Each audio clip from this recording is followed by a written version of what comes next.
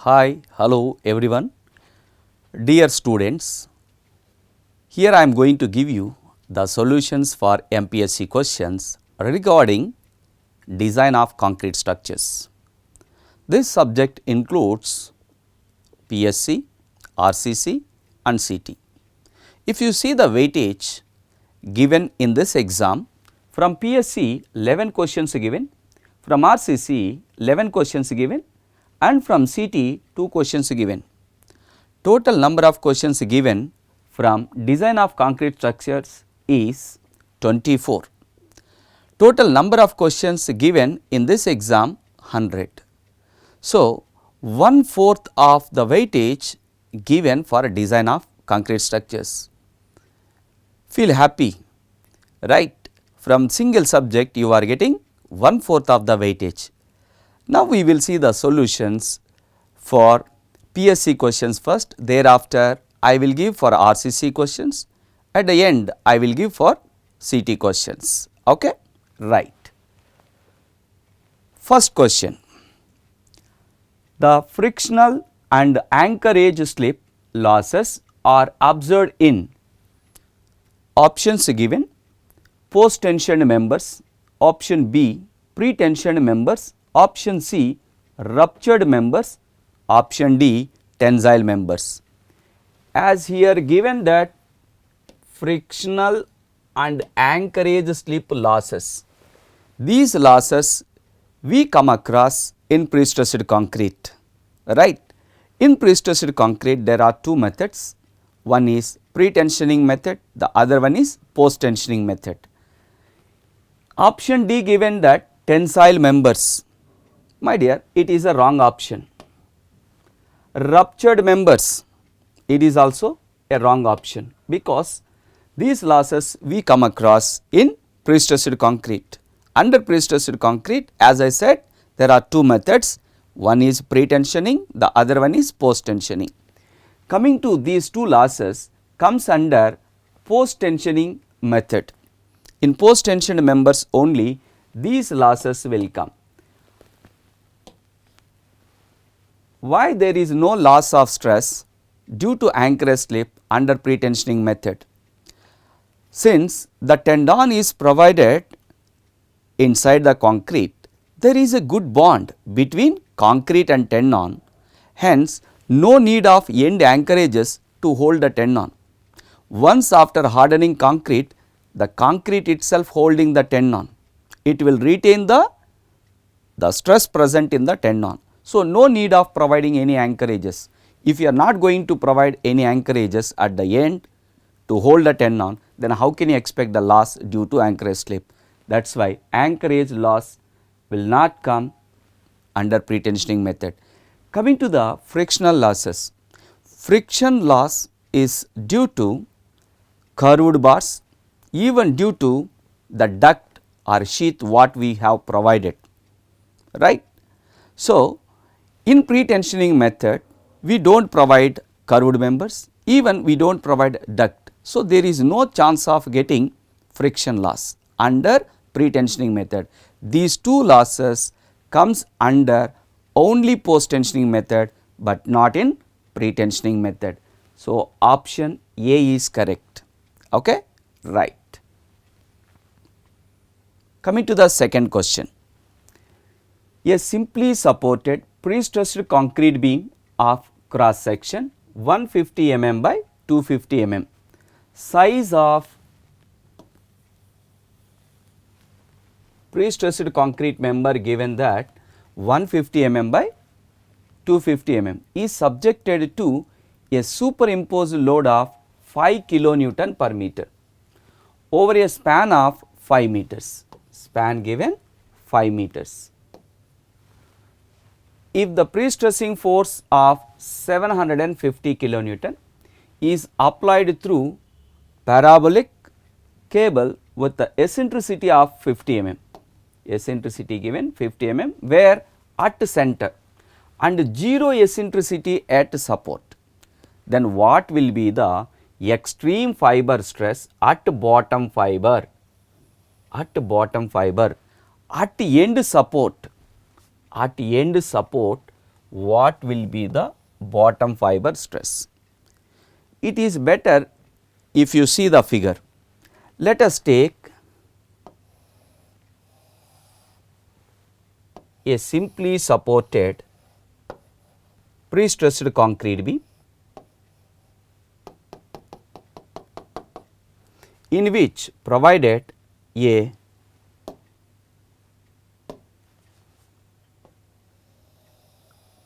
parabolic tendon, given that eccentricity 50 mm at midspan, 50 mm at midspan, whereas 0 at the supports, 0 at the supports. Okay. They are asking to find out the stress at support at bottom fiber. Now, this beam is subjected to load, this beam is subjected to uniformly distributed load, and very clearly given that in the question neglect the self weight of the beam. First of all, I would like to write the stress at bottom fiber. The stress at bottom fiber is P by A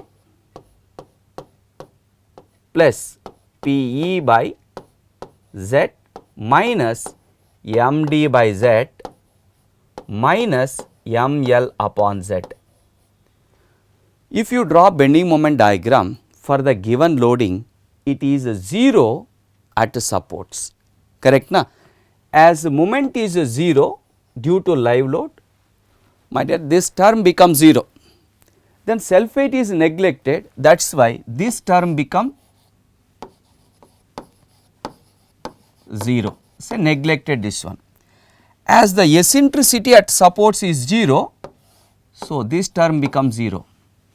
Then only you will have P upon A. What is the pre-stressing force given here? It is 750 kilonewton, 750 kilonewton, right. Let us write in Newton upon area. What is the area here? 150 by 250, 150 by 250 is the cross sectional area. Now cancel it, 250 ones are 250 threes are, 3 ones are 350s are. Now you are going to get 1000 by 50, you are going to get 1000 by 50, right. So 0 0 gets cancelled, you are going to get after simplification 20 megapascal, 20 megapascal. They are asking stress at support at bottom fiber. So at bottom fiber stress is 20 megapascal, okay, right. Which option is correct? Option A is correct, okay, right. We will see next question. In reference to limit state of serviceability, my dear, regarding serviceability of cracking, when cracking is permitted and hypothetical tensile stresses are considered in design, assuming section is uncracked, it is type 1 element, type 2 element, type 3 element, type 4 element, like this options given. According to IS 1343, my dear, only type 3, type 2, type 1 available, there is no type 4. So option D is wrong. Type 1 is there, type 2 is there, type 3 is there, right, based on cracking. My dear, in type 1 no cracks are permitted, but here given cracking, so option A is wrong. In type 2 cracking is permitted, but cracks are not visible, that point is not mentioned, no visible cracks, that point is not mentioned here. So type 2 is wrong, the remaining one is option C, option C is correct, okay. In type 3 we can permit the cracks, but crack width will be within limits, right. Option C is correct for the given question. Let us move to the next question. In the case of high tensile alloy steel bars, any straightening shall be carried out by mechanical means. Bars shall not be bent when their temperature is less than. My dear, it is a common sense. The bar should be bent under a particular temperature, otherwise cracks will form. Here IS 1343 strictly telling that you should not go for bending the bars if the temperature is less than 10 degrees. Option A is correct. If it is less than 10 degrees, you should not go for bending the bars. If you do it, then there is a chance of formation of the cracks, right, because in a high strength steel, carbon content will be high. As carbon content is high, ductility will be more, but ductility is less, brittleness will be more, right. Okay. See the next question. A post tension pre-stressed concrete beam is stressed by 3 cables. It is mentioned that post tensioned, each with a cross sectional area of 50 mm square with an initial stress of 90 megapascal. Area given 50 mm square, initial stress given 900 megapascal. If all 3 cables are straight and located at an eccentricity of 50 mm, consider modular ratio as 6 and stress in concrete at the level of steel is say 5 megapascal. Then what will be the loss in stress in cables due to elastic shortening if all cables are simultaneously tensioning and anchoring? My dear, in post tensioning method, suppose this is a member, this is a member. Here n number of cables are provided, nothing wrong in it. Then provided here anchorage, beyond anchorage we have to provide that mechanical jack. This mechanical jack or hydraulic jack function is pulling the tenon so that stress is created, stress is developed in the tenon, right. Okay. Here tenon is pulling with the help of hydraulic jack. Whenever it is pulling, it will push the anchorage, right. So, for a required force pulling in this, the member deformed to this much level, let us say.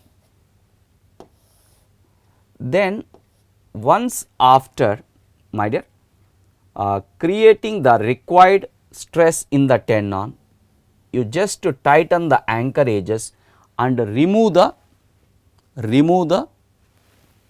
mechanical jacks or hydraulic jacks. So that what happen, my dear, this tenon is holded by this anchorage. Then cut the tenon, then force will be acting on anchorages. How much force is acting? Let us say P. Already for that force, deformation is completed in concrete. Now there is no chance of deforming the concrete under this force. For a force P, deformation is completed during tensioning stage itself. Once after cutting the tenon, same force will be present in the tenon which is acting on anchorage. Due to this force, there is no further deformation in concrete. If concrete will not deform, then there is no loss of stress. Got it? So, option D is correct. Option D is correct. For this question, option D is correct. In post tensioning method, if you tension all cables simultaneously and also anchorage to be done simultaneously, then there will not be any loss of stress. Sir, why? By that time already deformation is completed in concrete member, right. Okay, option D is correct. Moving to next question. A rectangular concrete beam 120 mm by 300 mm in size is pre-stressed by straight cable. Effective force 180 kilonewton at eccentricity equal to 50 mm. Area 36 into 10 cubed mm square, Z 18 into 10 cubed mm cubed. Section modulus given. Find total stress due to pre-stress. It is not mentioned that stress at top fiber or stress at bottom fiber. It is given simply find total stress due to pre-stress. Okay. Let us say stresses F at top and bottom fiber we can find out only due to pre-stress, only due to pre-stress. So, P by A plus R minus PE by Z. Okay, right. Let us say P by A. What is the pre-stressing force? 180 kilonewton, right in Newton, upon area 120 by 300 plus or minus 180 into 10 cubed pre-stressing force, eccentricity be the 50 mm, upon Z is 1 by 6 into BD square, 120 into 300 square. My dear, if you simplify this one, you can get value 5 plus or minus. Even if you simplify this, you can get 5. 5 plus 5, 10, 10 Newton per mm square. 5 minus 5, 0. So, 10 and 0 we are getting. If we observe options, 0 is not there. Okay, na? Right. So, 10 is the answer. Option A is correct. They have not mentioned in the question to find out the stress at top fiber or at bottom fiber. Simply it is asked that find out the total stress. Let us find out both P by A plus or minus PE by Z. By getting the answer, let us check the options. Easily you can get the option. Okay, na? Right. So, for the given question, option A is correct. Move to the next question. The minimum 28 days cube compressive strength prescribed in the Indian Standard Code IS 1343 for pre-tensioned members. According to IS 1343 code, minimum grades of concrete we have to use for pre-tensioned members M40, for post-tensioned members M30, right. It is according to IS 1343 code. For pre-tensioning, we can use M40. Under post tensioning,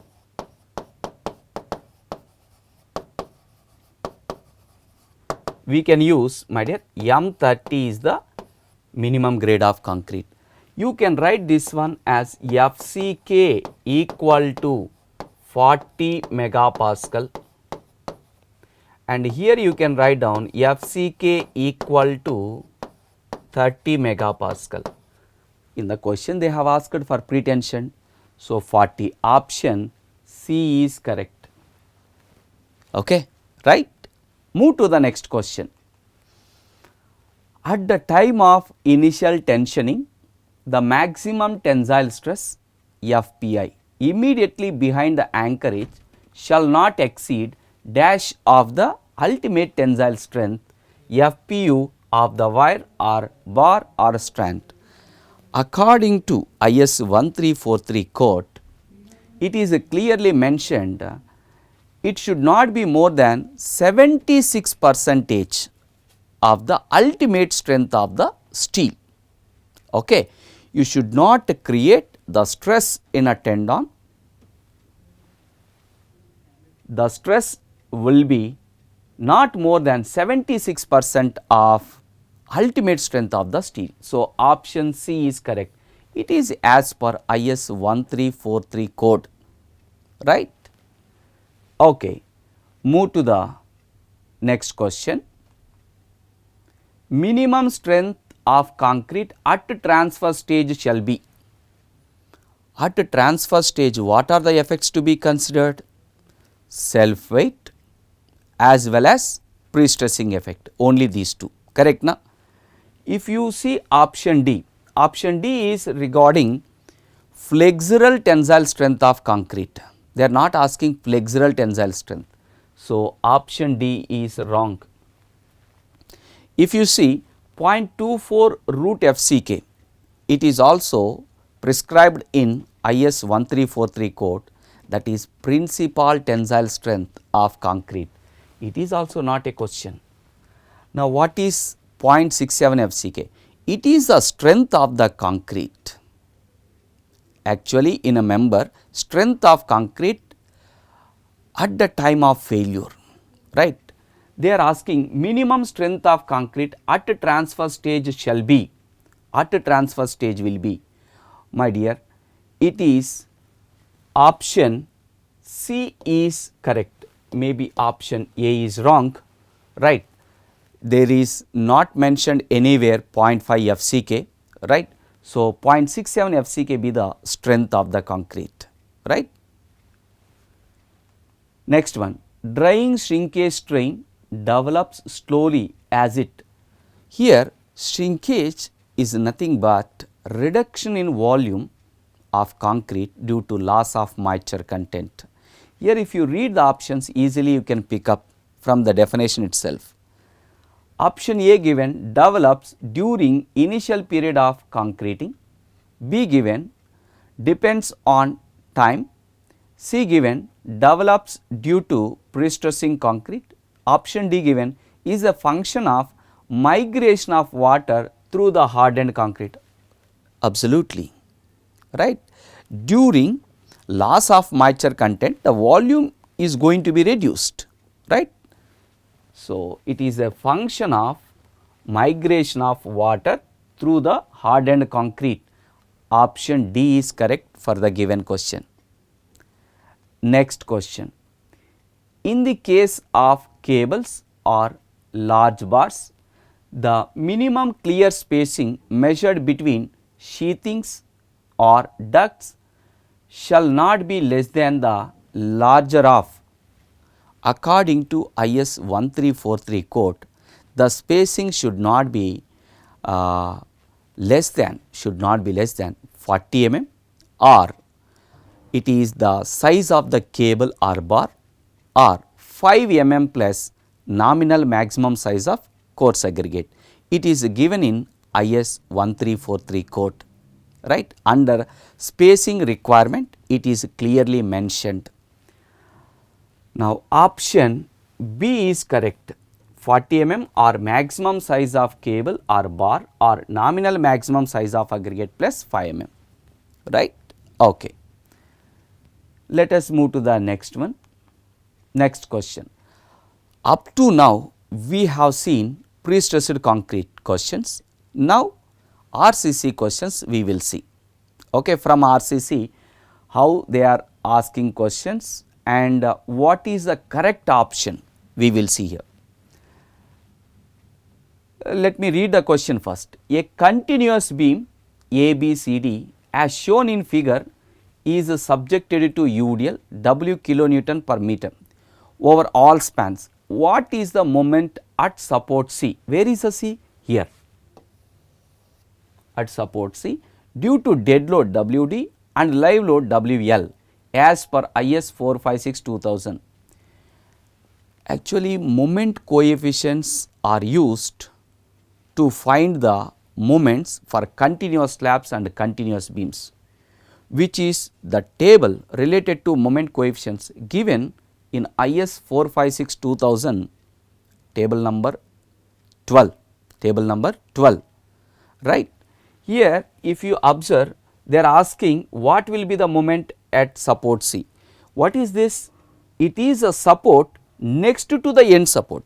This is end support, this is also end support. It is a support next to the end support. It is also support next to the end support. The moment coefficients given in table number 12 for this type of support condition is 1 by 10 and 1 by 9, 1 by 10 and 1 by 9. Here where it is given, first option itself correct. 1 by 10 times dead load, actually we can write like this, 1 by 10 times dead load plus 1 by 9 times live load into L square. This is negative because support moment na, that is why negative. Here L square they have bring inside, instead of L they are writing LE, effective span they are writing LE. Okay? Fine, option A is correct. Let us move to the next question. For a two-way continuous slab, it is a two-way slab, that too it is a continuous slab of shorter span less than or equal to 3.5 meter with the HYSD reinforcement, the span to overall depth ratio is taken as dash to satisfy vertical deflection limit for loading class up to 3 kilonewton per meter square. My dear, it is given in IS 456 2000. Span to overall depth ratio for span up to 3.5 meters, whereas live load up to 3 kilonewton per meter square. Here it is given that HYSD bars, HYSD bar, right, for HYSD bar. Similarly, span to depth ratio given for mild steel also, for live load up to 3 kilonewton per meter square, for span, okay, for span up to 3.5 meters. Type of slab, type of slab, says type of slab is simply supported, for this it is 35, for continuous slab it is 40. To get L by D ratio for HYSD bars, you need to multiply this with 0.8, 0.8, you will get it is 28, here you will get 32. The question asked regarding continuous slab, that too for HYSD bars to control the deflection, right. Say option C is correct, option C is correct, okay na, right. Next question, what is the unsupported length of the column as shown in figure if cross section of column is 300 mm by 500 mm and cross section of bracket is 300 mm by 500 mm, right. Options given and here figure given. Generally what is meant by unsupported length? Unsupported length means clear height of the column which is visible to us, right. Whenever bracket connection given, IS code clearly telling that you can take up to bottom of the bracket, up to bottom of the bracket you can take it unsupported length, which must be half of the height of the column. You can check total height is how much, 2 plus 1, 3, 3.5 meter, up to bottom of the bracket 2 meters, it is no doubt more than half of the height of the column. Suppose if it is less than half of the height of the column, then you can consider half of the height of the column as the unsupported length. For this question, unsupported length, my dear, we can take 2 meters, very clearly mentioned in IS 456 2000. So, option D is correct for this question, okay, right. Next question, a beam is designed using M20 grade of concrete and Fe 415 grade of steel, is used for tension reinforcement, okay. If diameter of main steel is 12 mm, then what is the minimum value of development length? What is the minimum value of development length provided in support section? My dear, what is the formula we can write for development length? LD equal to phi into sigma st upon 4 times tau BD. Is it right? Okay. What is the bar diameter given? 12 mm given into 0.87 F5. Sigma st value in limit state method we can write 0.87 F5. 0.87 F5 is 415 upon 4 into, my dear, it is a HYST bar. So, increase tau BD by 60%. Since it is HYST bar, tau BD is increased by 60%. No need to increase 25% because it is mentioned very clearly the steel bar is kept in tension zone. It is a tension reinforcement, right. So, tau BD value M20 grade concrete given. For M20 grade concrete, tau BD is 1.2. Once if you simplify, you can get 564 mm. After simplification, you will get, my dear, 564 mm. Option B is correct. Okay, right. Shall we move to next question? Yes. Next question is the basic maximum ratio of span to effective depth.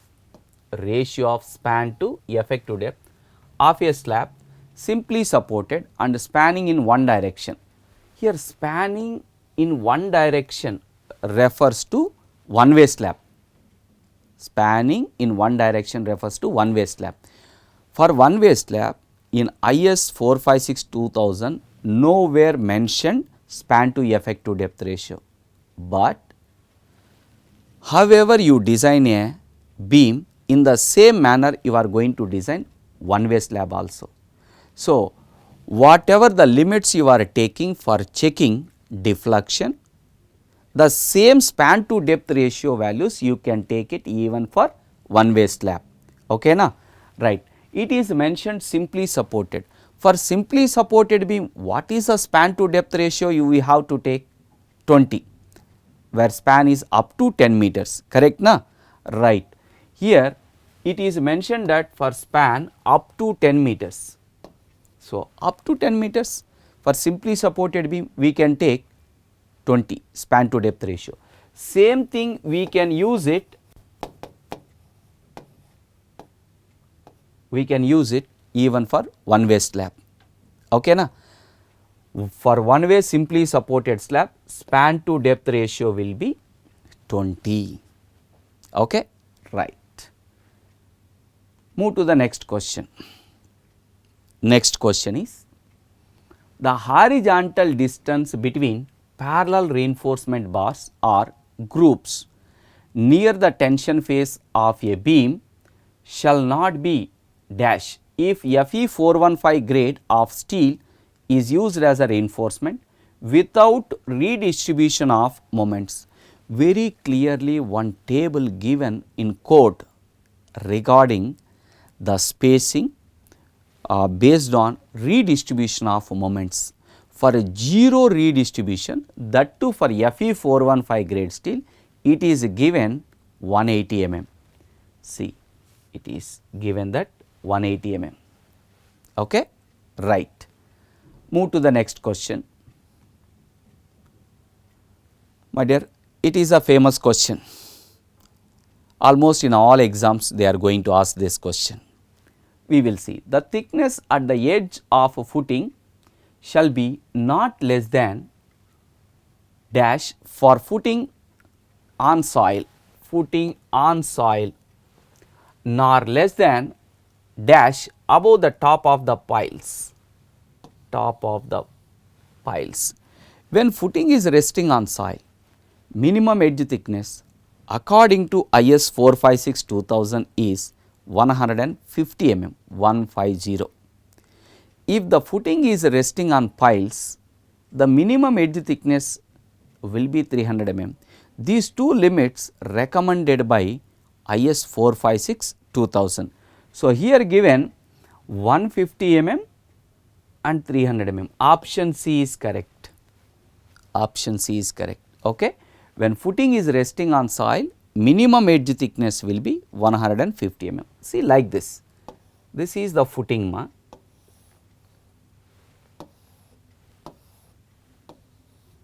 This is a ground level,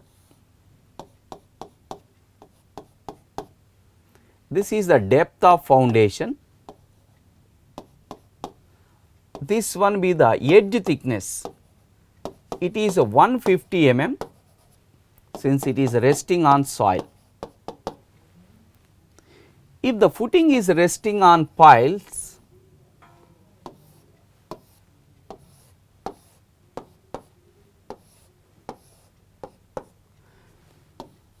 the minimum edge thickness I am talking, this one minimum edge thickness will be 300 mm, right. These are the piles, this is the footing, footing is resting on piles, minimum edge thickness will be, we have to maintain 300 mm. So, option C is correct.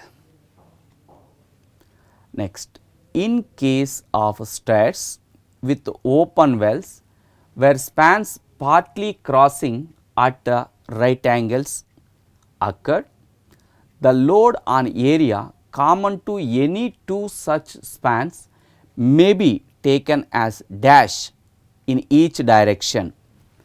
Let us take, my dear, open well staircase. It is the plan of open well staircase.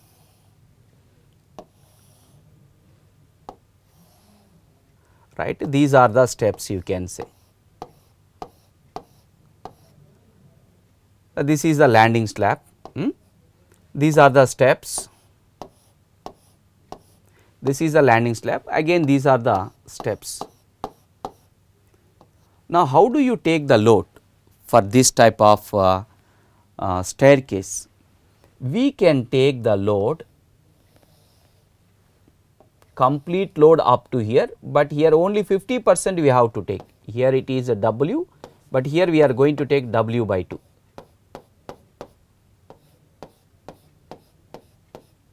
Let us see this side, it is W by 2 up to here, then it is complete W, again here we are going to take W by 2.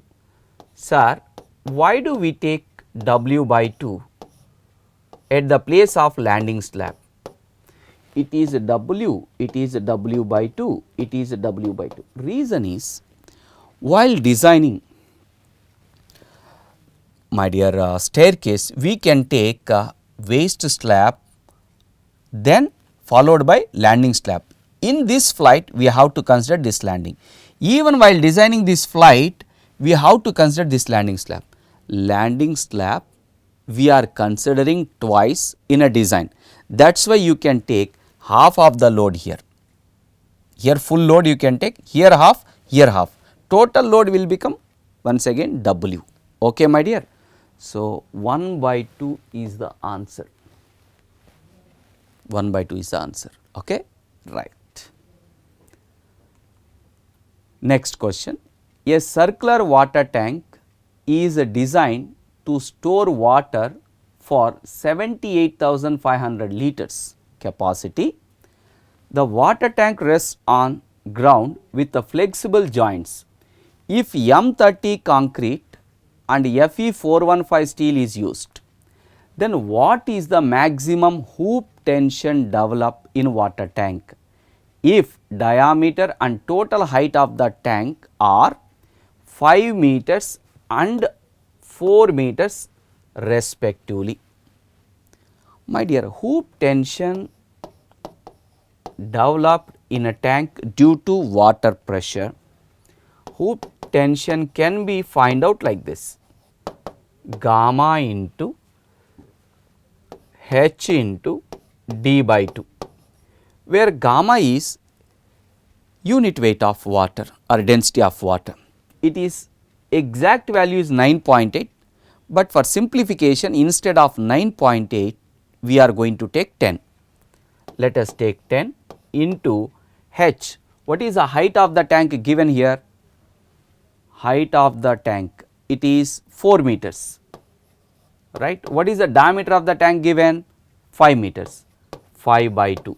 So, simplify, 2 1s are 2 2s are 10 2s are 20 into 5, 100. My dear, 100 kilonewton is the hoop tension developing, right. Option C is correct. Okay, right. Move to the next question. Cantilever retaining wall is designed mainly to resist dash from backfill. How is the cantilever retaining wall? This is how the cantilever retaining wall will be.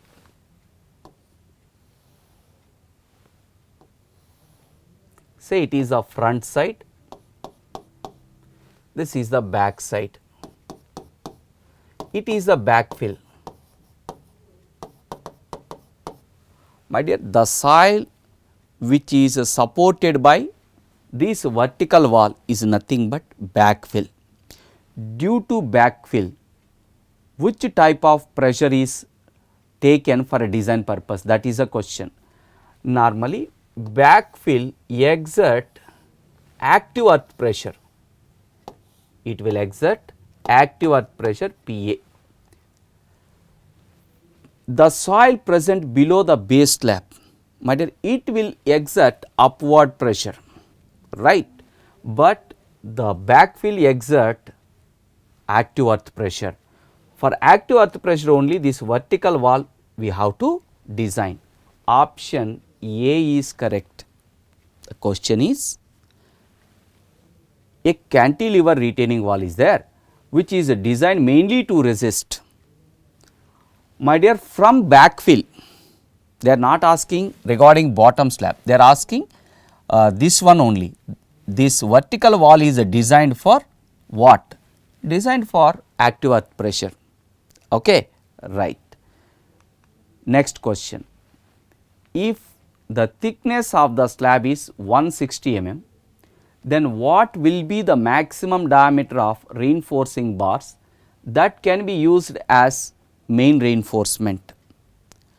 My dear, in slabs, IS code recommended that maximum diameter should not be more than 1/8 of overall thickness of the slab, right. What is overall thickness given here? 160 mm. It should be less than or equals to, my dear, 160 upon 8 is 20 mm, less than or equal to 20 mm. First we check option equal to. If equal to is not there, then we can go for next symbol. Equal to 20 mm, yeah, it is there. Suppose 20 mm is not given in options, then I will take less than symbol. For that I am going to take the diameter. Okay, na? Right. Next question. Yeah, with that my dear, RCC questions completed. Now let us see, my dear, concrete technology. From concrete technology there are two questions. First question is, it is a new question. So far you will not find anywhere this question. Maybe based on slump test there are n number of questions, but this is the first time they have asked that IS code for slump test. See the question, in which IS code are details of slump test mentioned? My dear, in IS 1199/99, in this code regarding slump test, my dear, the details are given, right. How to take sampling, that details given in IS 1060 code. Okay, fine. In MPSC it is very interesting to know that every time they will ask one question based on codes. Based on codes, one question compulsory they are going to ask. Even last time also I remembered regarding fire safety, they have asked one question, which code is regarding fire safety, like that. Okay. Move to the next question. As per IS 456-2000, minimum cement content for M25 grade concrete with moderate exposure condition used in RCC work is, my dear, here minimum cement content they are asking for M25 grade concrete, right. According to IS 456-2000, table number 5, if you refer table number 5, given minimum cement content in RCC for M25, that to moderate exposure condition, for mild, for moderate, for severe, for very severe, extreme. It is better to remember like this: minimum grade of concrete in RCC will be M20 for general construction. Next, for every exposure condition you can increase 5, M25, M30, M35, M40. They are asking for M25 grade concrete under moderate exposure condition, what will be the minimum cement content? It is 300 kgs per cubic meter. Same 300, 320, 340, 360 kgs. According to this table, my dear, 300 kgs per cubic meter we have to take minimum cement content. Okay, right. These are the, my dear, options for the given questions from design of concrete structures subject. Anyway, you just recall once from first question to last question, go back once.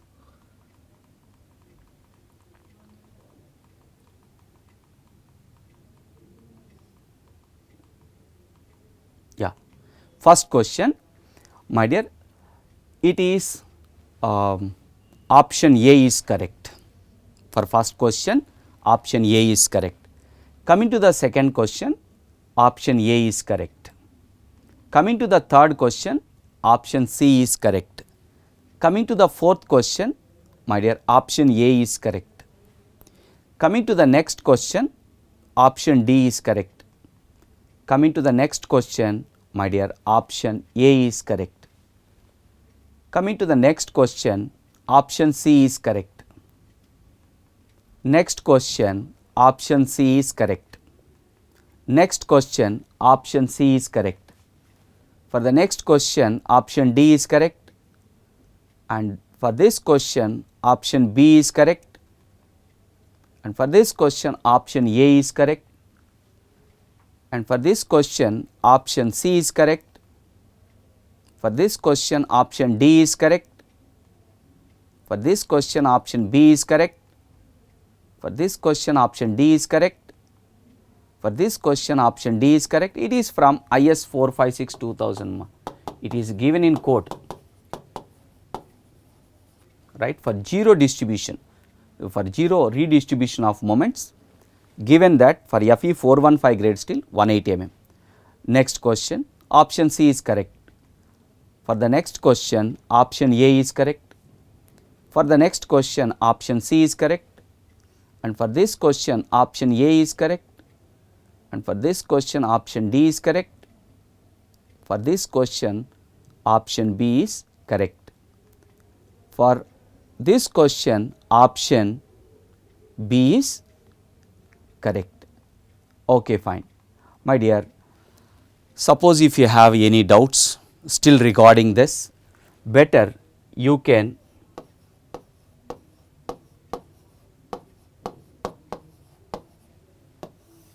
send your doubt regarding these questions. Still if you have a doubt, you can send to this number, I will give the reply. I will give textbook or I will give code and class also from where we are getting this. Okay, right, carry on.